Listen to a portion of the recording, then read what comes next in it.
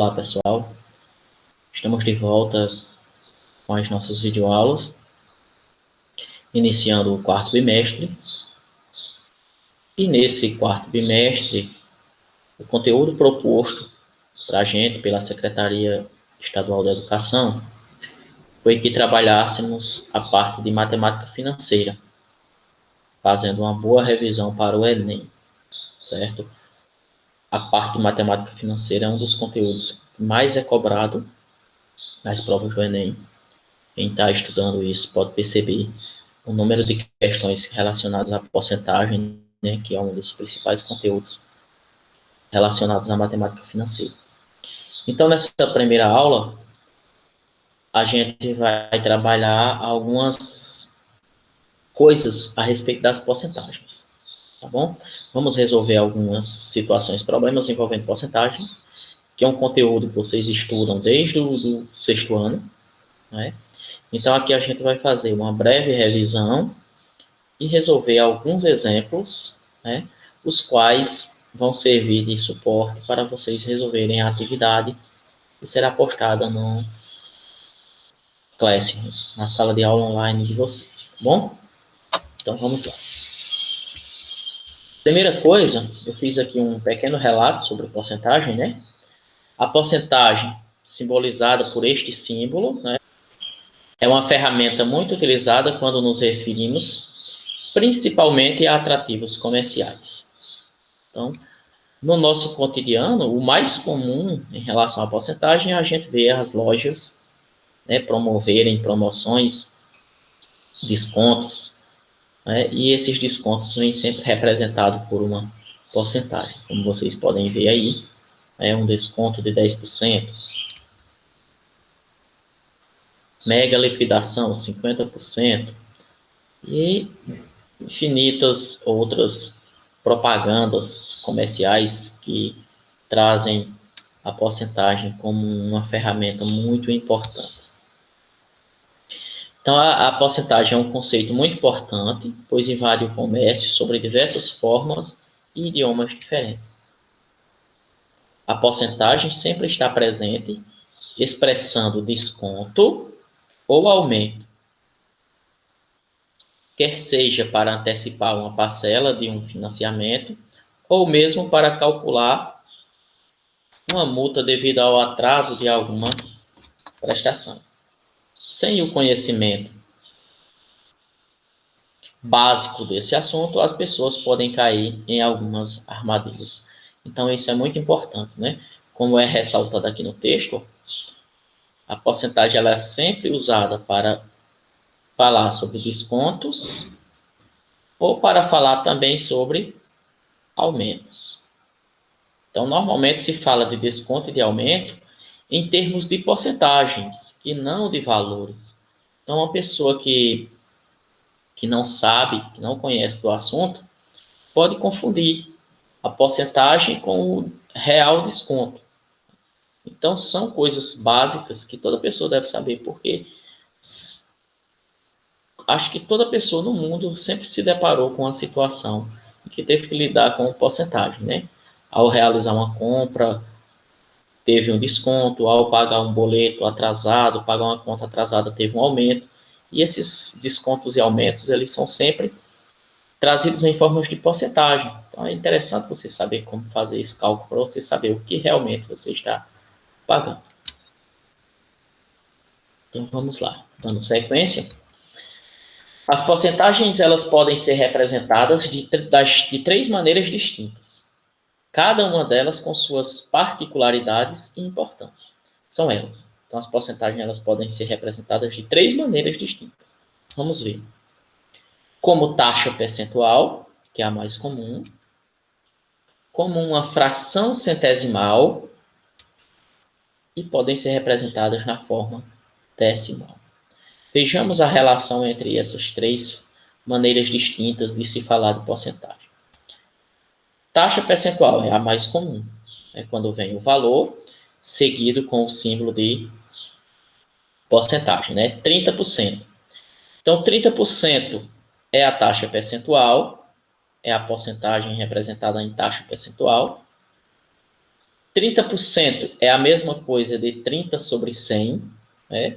Que vocês podem ver falando de fração centesimal. Essa palavrinha aqui, centesimal, é justamente derivada desse valorzinho aqui, ó, 100. Né? Então, toda fração que o denominador é 100, ela é uma fração centesimal.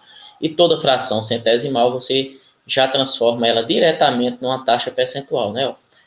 30 sobre 100 é a mesma coisa de 30%. É a mesma coisa de 30%.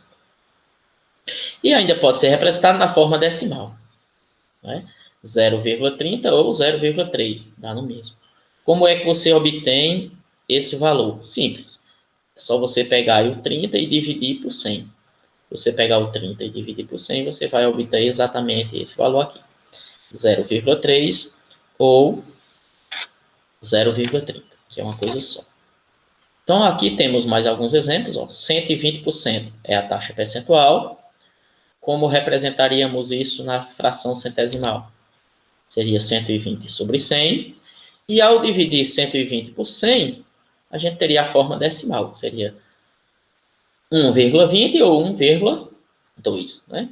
A gente já trabalhou algumas coisas a respeito desses números decimais. Vocês podem ver aqui que esse 1,20 nada mais é do que você pegar esse 120, né? E como o denominador é 100, tem 2 zeros, é só você deslocar a vírgula duas casas, né? Para não precisar nem dividir. Então, por isso que fica 1,20.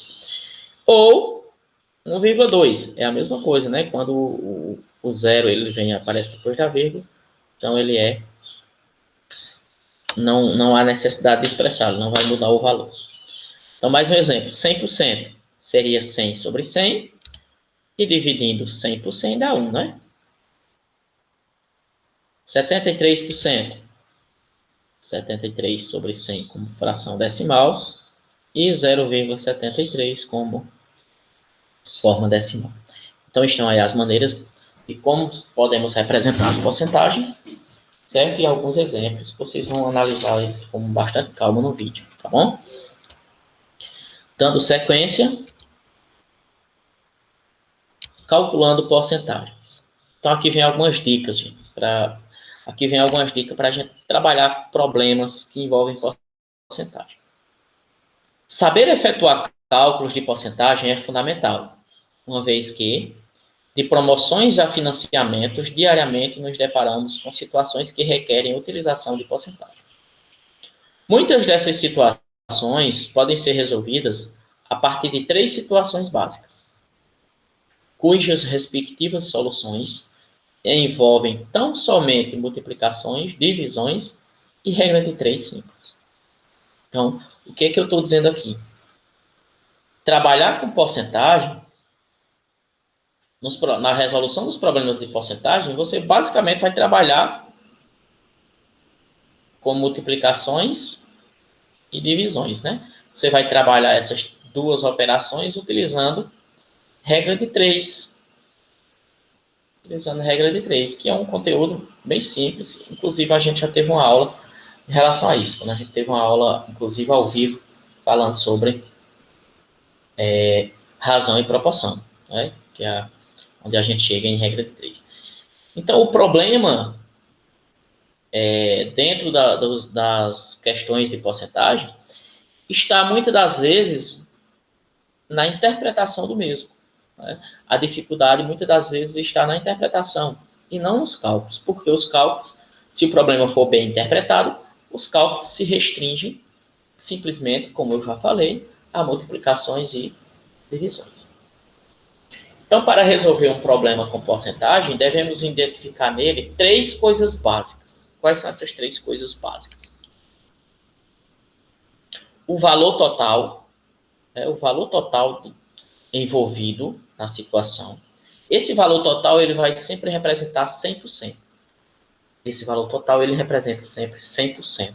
Tem que estar atento para identificar ele dentro do problema. A taxa percentual ela sempre virá seguida pelo símbolo de porcento. Então, você vai ter ideia de que aquilo é a taxa porque ele vai vir seguido do símbolo de porcentagem. E 3, o valor que a taxa representa do total. Então, você tem o valor total. Esse valor total ele não tem porcentagem, ele não vem com símbolo de porcentagem. Aí você tem a taxa. E o que é que você vai fazer? Primeira coisa a se aprender em porcentagem é pegar essa taxa e saber quanto ela representa desse valor total. Certo? Que é justamente esse terceiro ponto aqui que a gente deve conhecer. Tá certo? Por quê? Porque eu não posso confundir quando eu digo 3% de 50. Então, esse 50 é o total. Isso aqui é o total.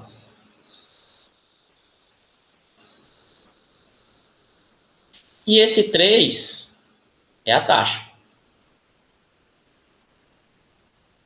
Esse 3 é a taxa.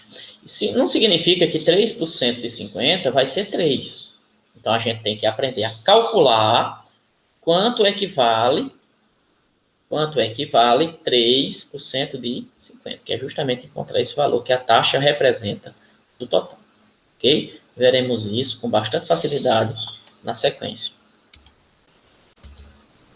Bom, só para dar uma aquecida, que eu vou resolver essa primeira questão aqui, que ela é bem simples.